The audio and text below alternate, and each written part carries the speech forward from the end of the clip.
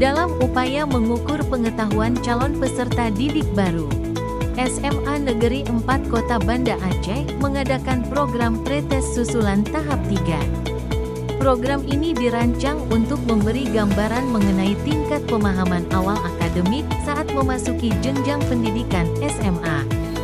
Pretest ini bukan penentu kelulusan, melainkan sebuah pembelajaran awal untuk membantu sekolah dalam melihat potensi pemahaman dari peserta didik baru. Kepala SMA 4 Banda Aceh melalui Wakasarana dan Prasarana Zulfitriansyah mengatakan pretest yang diselenggarakan Dinas Pendidikan Aceh agar tidak ada anak pandai dalam satu kelas semuanya tapi merata di beberapa kelas. Tes yang diberikan secara online menggunakan smartphone mencakup materi pengetahuan umum, bahasa Inggris, matematika, pertanyaan logika dan mengasah kemampuan fisik. Pretest susulan ini sudah digelar beberapa hari lalu.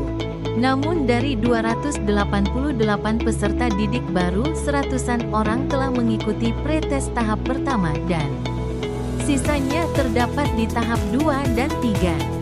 Ini sesuai dengan jadwal yang dikirimkan kami mulai dari jam 9 sampai jam 10. Sebenarnya pretest awal ini sangat membantu sekolah dalam segi melihat potensi pemahaman awal dari peserta didik.